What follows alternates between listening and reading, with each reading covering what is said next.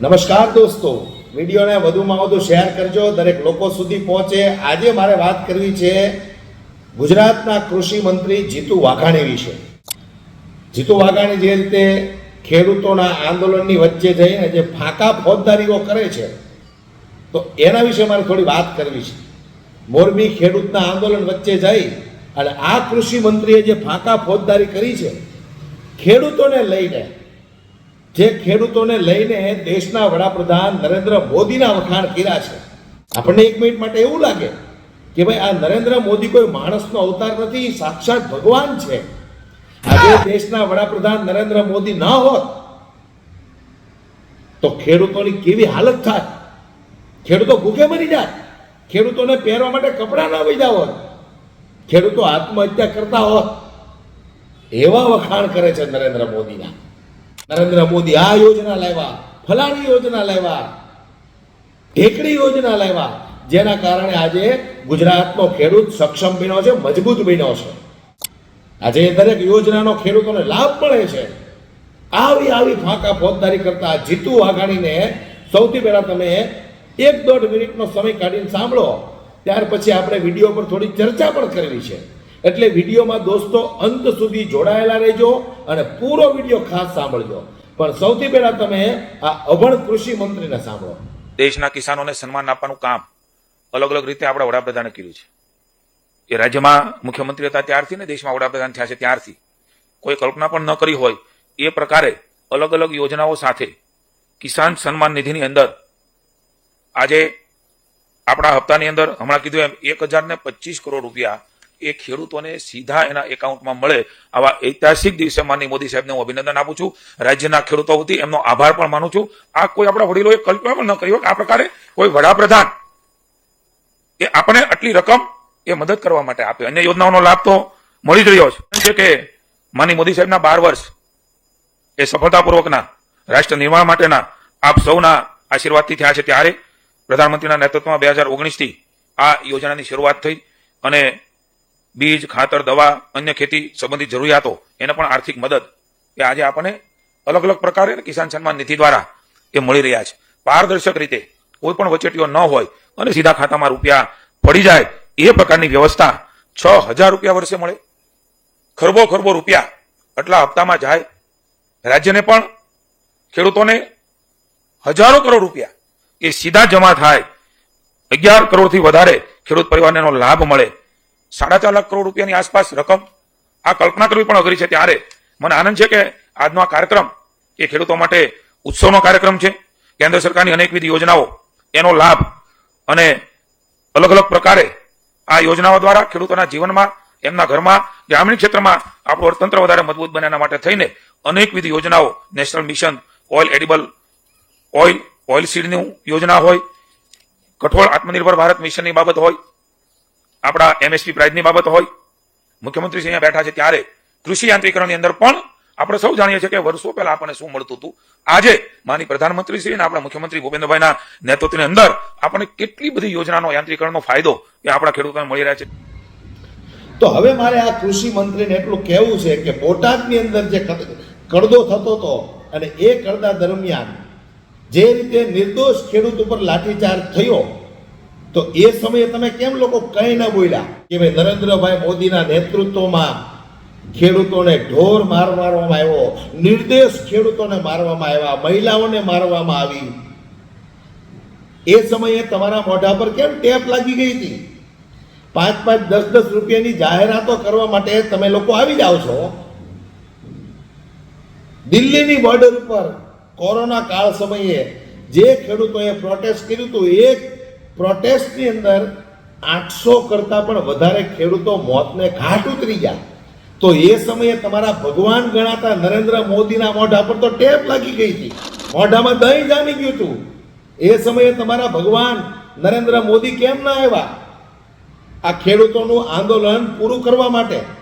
જ્યારે 800 ખેડૂતો હોમાઈ ગયા, નરેન્દ્ર મોદીને એમ થયું કે આ પંજાબના ખેડૂતો કોઈ પણ સંજોગે માનશે નહીં, કંઈક ને કંઈક સરકારને ઝૂકવું જ પડશે, નહીતર આવનાર સમયમાં આપણા હાથમાંથી સત્તા સરકી જશે. એવું કંઈક ને કંઈક લાગ્યું એટલે તમારા ભગવાન સમાન નરેન્દ્ર મોદીએ આ દેશની અંદર ખેડૂતો ઉપર જે 3 કાળા કાયદા લાગવાના હતા એ કાળા કાયદા લગાડવાનું બંધ રાખ્યું. એ બધું તમે ખેડૂતોને કહો ને. 500 રૂપિયા ખાલી મહિને ખાતામાં આવે છે, એમાં તો તમે ખેડૂતોની ચડ્ડી કાઢી નાખી. નરેન્દ્રભાઈ મોદીના નેતૃત્વમાં ફલાણી યોજનાનો લાભ મળે, સૌની યોજનાનો લાભ મળે, દીકરી યોજનાનો લાભ મળે. અત્યારે જે અંબાણી ખેડૂતોની જમીનમાં આ પ્રાઇવેટ વીજ પોલ ઊભા કરે છે, તો અત્યારે કેમ ભારતીય જનતા પાર્ટીનો એક કઈ નેતા બોલતો નથી? ગેસની લાઈનો નાખે છે, તો અત્યારે ભારતીય જનતા પાર્ટીના મોઢા પર કેમ ટેપ લાગી ગઈ છે? ક્યાં છે જગદીશ વિશ્વકર્મા, જે ઓર્ગેનિક ખેતીના ફાયદાઓ ગણાવવા માટે આવી જાય છે? પણ અત્યારે જે ખેડૂતો સરકાર સામે, પ્રાઇવેટ કંપની સામે આંદોલન કરી રહ્યા છે છેલ્લા 2-2.5 મહિનાથી, તો એ સમયે તો તમારાની અંદર તેવડ નથી એક નેતાની અંદર બોલવાની. ખેડૂતો વળતર માગે છે, પ્રાઇવેટ કંપનીને તમે કહો કે ભાઈ આ જમીનો ખેડૂતોની પોતાની છે, જો તમારે એમાં થાંભલા ઊભા કરવા હોય તો ખેડૂતો જે વળતર માગે એ તમારે આપવું પડશે. પણ એ નહીં બોલે, કારણ કે ભગવાન સમાન નરેન્દ્ર મોદીના મિત્ર છે અદાણી. એટલે એ સમયે આ ભારતીય જનતા પાર્ટીના તટપંજીઓ જેવા મંત્રીઓ કોઈ કશું નહીં બોલે. એટલે કહેવાનો મતલબ એ છે કે ચૂંટણી સમયે તમે માત્ર ને માત્ર ખેડૂતોનો ઉપયોગ કરનારા નેતાઓ છો. 1500 રૂપિયાની સહાય કરો છો, એની સામે તમે ખેડૂતોને લૂંટી કેટલા લ્યો છો એ જુઓ.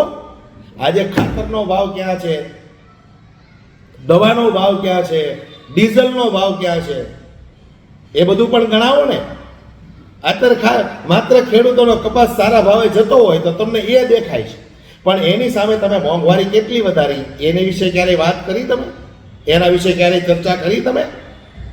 એ નહીં કરો, કારણ કે તમારી વોટ બેંક તૂટી જાય.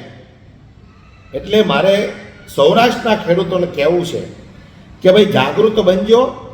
આ લોકોના બાપ દાદાએ કોઈ ખેતી કરી નથી અને તમને ખેતીનું જ્ઞાન આપવા માટે આવી જાય છે, તો આવા મંત્રીઓથી સાવધાન રહેજો. કારણ કે આ લોકો પોતાની ખુરશી બચાવવા માટે નત નવા હથકંડા અજમાવશે.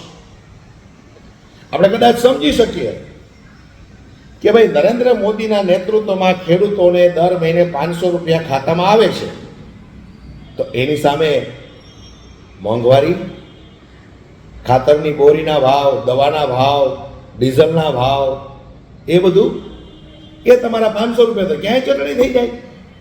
એટલે આ 500 રૂપિયા નરેન્દ્રભાઈ મોદી જે વર્ષે 6000 રૂપિયા આપે છે ને, એ વાતને લઈને આ લોકો ઢંઢેરો ટીપતા જ આવ્યા છે, ટીપતા જ આવ્યા છે.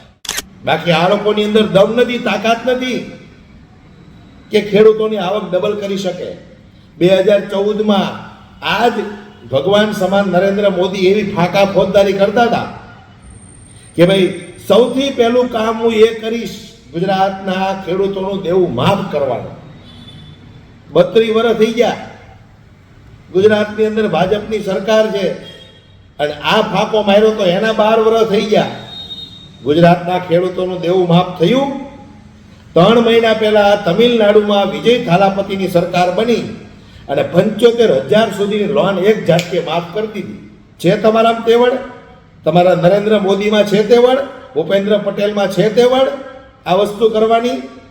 માત્ર ને માત્ર 12 વર્ષથી જનતાને આ લોકો મૂર્ખ બનાવતા આવ્યા છે કે ખેડૂતોનું દેવું માફ કરી દેશું, 2022માં ખેડૂતોની આવક ડબલ થઈ જાય. કયા ખેડૂતની આવક ડબલ થઈ?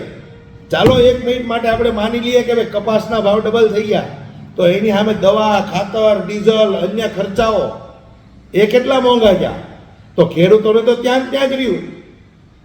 એટલે જનતાને મૂર્ખ બનાવવાનું બંધ કરો, ખેડૂતોને મૂર્ખ બનાવવાનું બંધ કરો. આ વ્યક્તિએ કેન્દ્રમાં જ્યારથી બેઠા છે ત્યારથી મજા કરવા સિવાય બીજું કાંઈ કામ નથી કર્યું. જનતાનું જે થવું હોય એ થાય, દેશના જે હાલ થવા હોય એ થાય, આપણે ફરો અને મજા કરો, બસ. આ વ્યક્તિએ 12 વર્ષમાં માત્ર ને માત્ર એ જ કર્યું છે. એટલે હું ગુજરાતની અને સૌરાષ્ટ્રની જનતાને કહેવા માંગુ છું કે ખાસ જાગૃત બનજો અને આવા લોકોથી બચીને રહેજો. 2027માં જો કંઈક પરિવર્તન લાવવા ઈચ્છતા હો તો આ લોકોને ઓળખી લેજો. આ વિડીયો બાબતે તમારું શું કહેવું છે મને કોમેન્ટ બોક્સમાં દોસ્તો કોમેન્ટ કરી જરૂરથી જણાવજો.